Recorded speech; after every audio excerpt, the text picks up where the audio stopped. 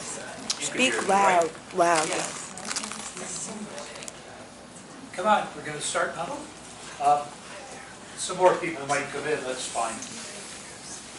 Welcome to Fixing Our Broken Money System. Sometimes we call it Fixing Our Nation because we have a situation that, especially for your young people, one cannot imagine if you get to the age of some of us what this country is going to be like unless we can succeed in what we're trying to do. Now, we are succeeding. It should happen. It is happening a bit at a time, and we're going to talk about some of the new developments that are very exciting. Wow. So we'll have a question and answer period. We'll certainly have question periods at the end. If you have a question while I'm talking that you really need to know something I said, try to interrupt me and it will either do it then or a bit later. I wanted to start, I'm glad you got back. Yeah. Harrison, I wanted to start with that commercial that the Swiss had banned. I talked to my banker the other day, the bank manager, and our discussion was about the criminal activities of the Bank of America. That the Bank of America was essentially a criminal enterprise. Yeah. Now, this is with the bank manager, and he didn't mind talking about this. Now, this indicates, okay, That's pretty funny, this was actually. banned in Switzerland. It indicates the attitudes that are out there, and this is a wonderful thing. Go ahead. Get it full sound if you can. Yeah, make it loud. And is it, can you make it brighter? We can turn the lights out if need be. There's I guess want me to turn the lights out here, first, speak a little bit about it. Yes, yes. Yeah. Thanks. Too many things at once. It's on the,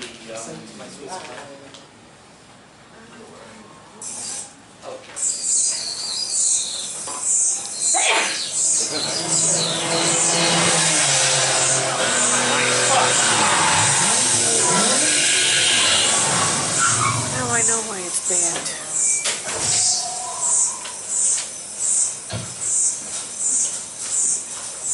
Oh my God.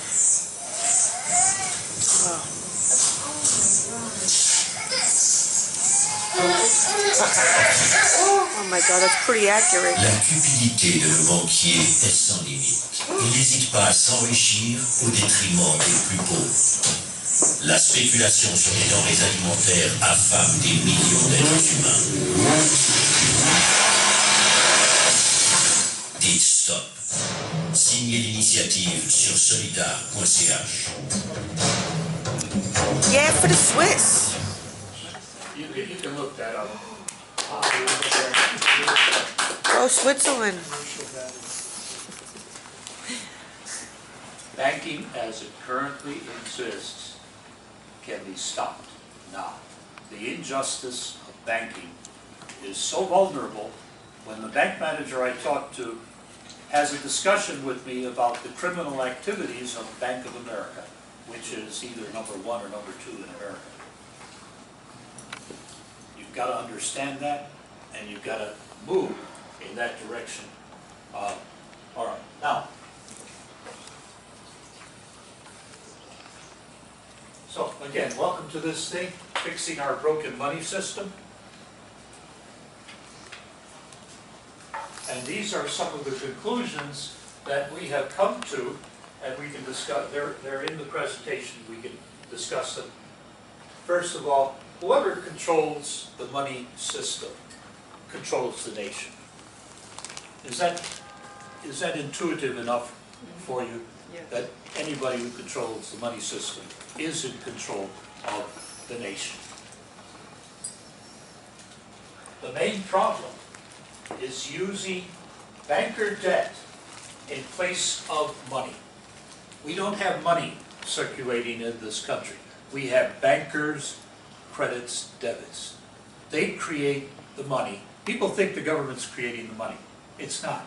The money's created when the banker makes a loan. Because they create that basically out of thin air, put it into your account in a number, you know, a computer ledger, and charge interest on it. And that ultimately is the main problem. That is what has to be changed. In America, it's called fractional reserve banking. It's the way banking all around the world is operating, pretty much the same way. It has to be changed. It's had horrible effects all around the world. Now, monetary reform, not merely regulation, is absolutely essential. Can't be fixed with regulation in a system that concentrates wealth. We had regulation. We'll go into that. All progressive reforms depend on the monetary reform. They made another attack on Social Security. The one great reform that came out of the Great Depression was the Social Security Act. That's the one main thing we got. And they won't stop until they get it. The Bush gang made a run on it. They couldn't do it. They'll come back and try again. Every reform that anybody can get, all the people who want ecological reform, they want,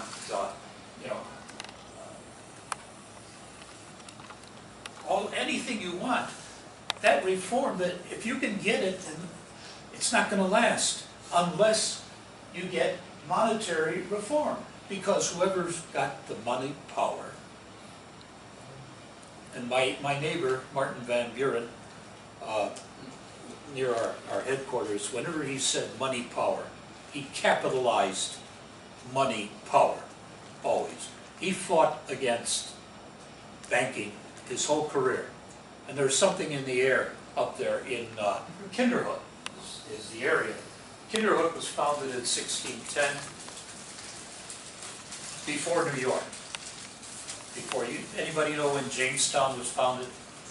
1607. 1610, Kinderhook is founded. Because what was going on is they were looking for a way to get to China. That was the main thing. The reason they wanted to get to China was that you could get twice as much gold in China for a pound of silver as you could in Europe. So this was the main, this is all, by the way, all this stuff is in this book in great detail. So Van Buren was probably at our headquarters in his retirement years. There's something in the air up there. His entire career was spent fighting the bankers. He ended debtors' prisons. I'm not going to go into all the things. We have a separate talk on Van Buren. So it's extremely rare that an economist has ever done their job. They're a pernicious group. In the UK, one of the great reformers had a great line about economists, which is true of ours here. What did he say? Economists are the scourge of society and the persecutors of the poor. Still true. True here. They don't do their job. There is, all right, there's one good economist who advises us, comes to our meetings in Chicago every year, Nick Tiedman. We were both giving a talk at Radford University, and he invited me to lunch. We were having lunch, and he leaned across the table to tell me something special. And he said, "Steve, there is no good macroeconomics.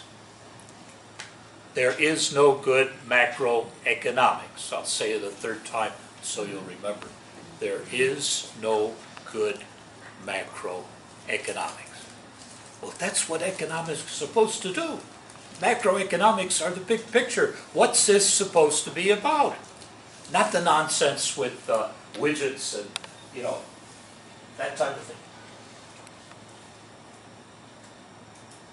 One fairly good economist, J.D. Galbraith out of Texas, in recent testimony to the Senate Crime Commission after the collapse, he opened his testimony with the words, it was written testimony, the sentences, "I come to you as a member of a disgraced profession."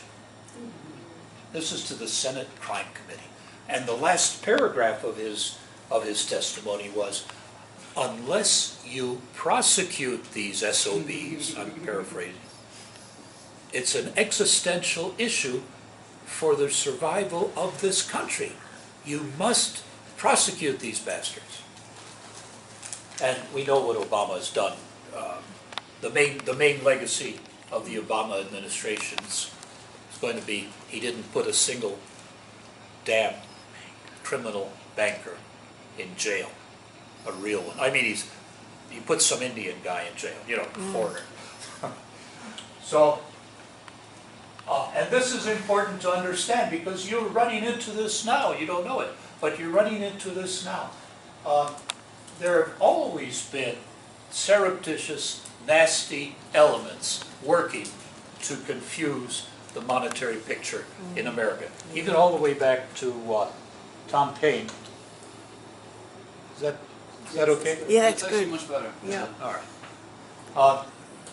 Lights. Tom Paine had this great phrase. I was looking for a phrase to describe these people, and rereading some stuff from Tom Paine, I found it.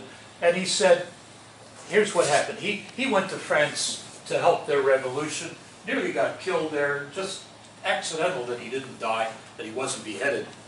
And he got back here, and what he found was that a group was trying to start a bank, trying to start what became the first bank of the United States. And so he said, he had this phrase, which I think really fits: factions operating in disguise. That's what they are. And they're good at it. Believe me, they can fool people. And we'll talk about that too if you want. Father of the Revolution, Tom Paine. All right, so first point. Over time, whoever controls the nation, money controls the nation. Control means the ability to create what we use for money and decide who gets it. That's in the hands of the banks. Now, there's no transparency in this system. About a year and a half ago, the former mayor of New York, what's his name? Bloomberg. His news service wanted to find out what did the Federal Reserve do with the $8 trillion that was created just after the crisis. Later this was changed to $16 trillion, but they wanted to figure this out. And they couldn't figure this out. And they asked the Fed, and you know the Fed is not part of our government. Everybody know that? Everyone here should be okay on that. You'd be surprised. You'd be surprised sometime. And they wouldn't tell them. The Fed would not tell Bloomberg about this. He had to take it. He had to go through a Freedom of Information process, and had to take it to the Supreme Court to get the information. And the Supreme Court said, yeah, you have to tell them. So, we know it didn't go here. We know the money that they created didn't go into our infrastructure because they let the levees in New Orleans turn into this. And you may remember that this was a matter of record for years before Katrina hit. There were at least 2 Nova shows on they were expecting, they showed a possibility of 150,000 people dying with the wrong kind of hurricane hitting. How many of you saw that? It was on Nova a couple of times. Yeah, okay. And still nothing was done. I have driven over this bridge in, used to be at Minneapolis, I-35. I've been on that bridge. 1 in 10 bridges. Oh, yeah. So special interests controlled this stuff, and they didn't do the infrastructure. They didn't do what the people need, what the country needs. So we have to figure out how to make this happen. And you have some power that you can use, and you're going to have more, and we'll help you do that. There's one request I have of you right now that you could start changing things immediately. Never, never, never use the term special interest. Special interest is always a corrupt interest, always. And if you just have that difference in your vocabulary, that starts to identify things as you're talking. There are no special interests. Special interests, oh, that's a good positive phrase, you know. Forget it. They're corrupt interests. It always fits. It's far more accurate. Now, getting back to this stuff, it's estimated that 1/10 of all bridges are in structural default, some way or another. At our conference every year in Chicago, we're having the 10th annual in October. Come to that if you can. And it's going to be highly affordable this year because we're doing something with the local Yay, affordable. HI, or what's it called? Harvest, the International Youth Hostel locally. It's going to be very inexpensive and doable. They tell us that, and they show pictures, the American Society of Civil Engineers, they show pictures where the engineer is putting a fountain pen through the structure of the bridge, you know, and they estimate that $2.5 trillion is needed over the next 5 years to make our infrastructure reasonably safe. Bridges, water, sewers, all of it. But these creatures, these people, these, Psychopaths. I don't know what to call them. Sociopaths. What do you call them? Sociopaths. Sociopaths, yes. These are sociopaths. Yep. And why do we have any respect for them? Because they're driving around in Cadillacs, they get great clothes, they have nice houses. These people have to be stopped. Who's the one on This, the you lower? know, is Greenspan. This is Ron Rubin, former Treasury Secretary, Goldman Sachs, Larry Summers, bad guy. These four pictures are together because they were the persecutors of Brooks Lee Bourne. Yeah. How many of you saw that show, the Brooks Lee Bourne show, Frontline? Yeah. Fabulous stuff. Oh, hi.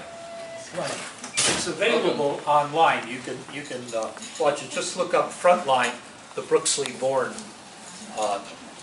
She warned about the trouble that we had, and they buried her. Yeah. They saw she was in charge of the Commodity Futures Trading Corporation, and warned what was going on, and they simply lied to Congress.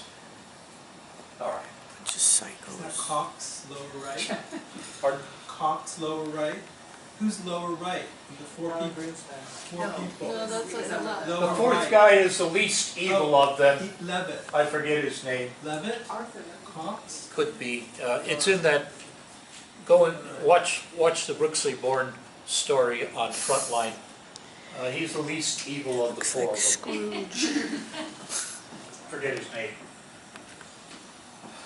All right. This is where they're putting our money, largely. Other than, if they're putting it into real stuff, this is the real stuff they're getting. Most of it is going into garbage like stock market bubbles,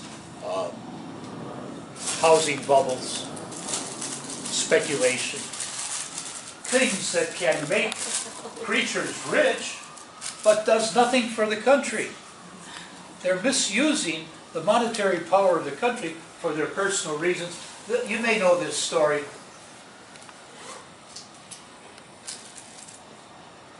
Jesus. That's what they're doing with our money. If you don't, I'll tell you later. I just can't talk about it. All right, now, we get a glass of water. What we call structural reform must take place, not mere regulation. Why? Our system concentrates money, as it is. Concentration of money destroys regulation. That much power concentrated in the hands of more sociopaths gives them the power to overcome regulation, and they have. We had regulation. This is the signing of Glass-Steagall in 1933 with Roosevelt. And if you look at these people, they're fairly decent-looking people. Even the banker's representative, Carter Glass, you know, these are serious people. Look what happened. Scared. Clinton destroys Glass-Steagall in 1999. Look at these pictures. Hey. You young people really have a lot to worry about. You better help us win this battle. Now, some people are saying, oh, well, we got to reinstate Glass-Steagall. Wouldn't hurt, but it doesn't do it anymore. We're past that now. And the system will just break Glass-Steagall again. The same way. Concentrate the wealth, they'll buy these people. Again, and it's not a Republican, it's not a criminal Republican. You know, the Republicans I consider the party of treason right now. Absolute treason. And the Democrats let it happen. Yep. So what good are they? The exceptions, there's about a dozen members of Congress who are really good people. Really good. And Congress means senators and House of Representatives. And there's about a dozen of them who are really good people that we could count on. But changes are needed. So reinstating Glass-Steagall now is beside the point. At this time, everyone's upset, angry. Now's the time you can actually get reform. You have to try for reform. And certainly not say, oh, it's too difficult, let's do something dumb instead. No way. And that's what they're doing, and that is working with a lot of people. And we'll talk more about that in detail if you want. So, Glass-Steagall's a waste of time right now. Elizabeth Warren wants to do that, fine. The LaRouches are pushing her towards that. Whatever the LaRouches are doing, you can understand it's not for the good of the country. I'll tell you that now, absolutely. And you're shaking your head, yes, you've had experience. Youngsters don't know about the LaRouches, but the basic method that they have is to describe a problem relatively accurately. Not completely, not fully, but enough to catch the attention of some people who realize, wow, that is a problem. And then when it comes to what do you do about it, their technique is to go off the deep end with madness, you see. And that's universal for them. So we've got this chance now. This only comes about The last time it came about was in the 1930s. And what they did to stop it in the 30s was World War II. Basically. It's hard for them to do a war now like that, because there were no nuclear weapons in the 30s. You see, the nuclear weapons are a kind of limit, even on this, what they're trying to do with Russia and the Ukraine, all this nonsense that's going on there. And that is a problem coming out of Washington, not out of the Russians. Putin's making himself kind of a hero. He stopped the war in Syria. He's pretty much stopping the war in Iran, if he's allowed to. These are heroic things that he's doing. Anybody ever see him on Letterman, where David Letterman shows Putin without his shirt on, with his horse and his hunting rifle and swimming with dolphins? And Letterman says, "Here he is, the evil dictator." But the pictures don't show that. The pictures are good. You know, Letterman's a smart guy, and he wants to have an effect. And he knows his limits there. He can only go so far. Jay Leno. Who knows? All right.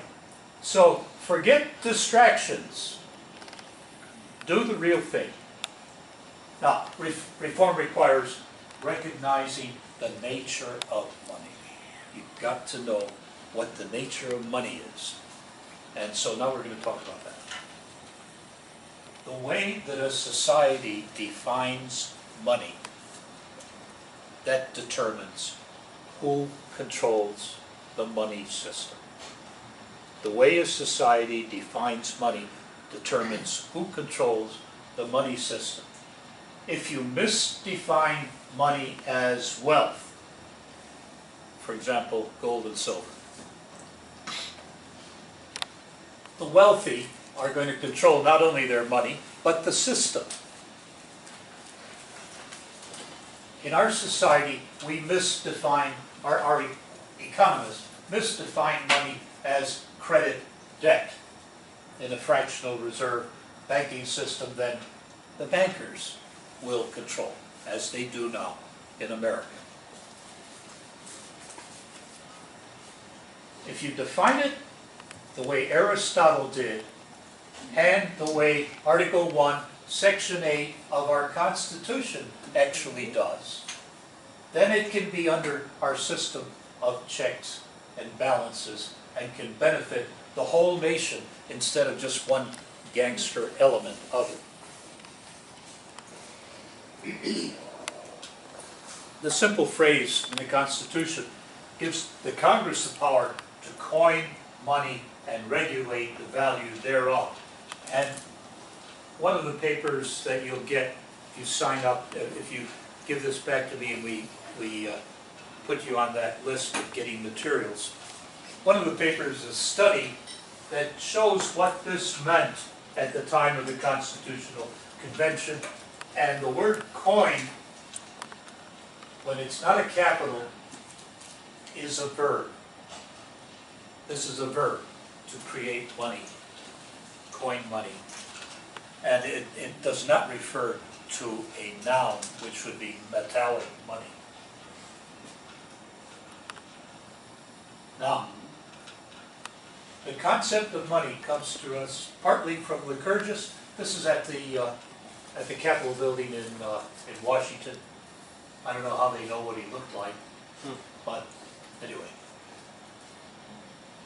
He was the key to what's called the Dorian concept of money. Aristotle came out of that concept. How many of you saw the 300? Didn't you see it? Really? You have to see this movie. It's the 300 Spartans who held the pass against the Persian invasion of 1,000,000.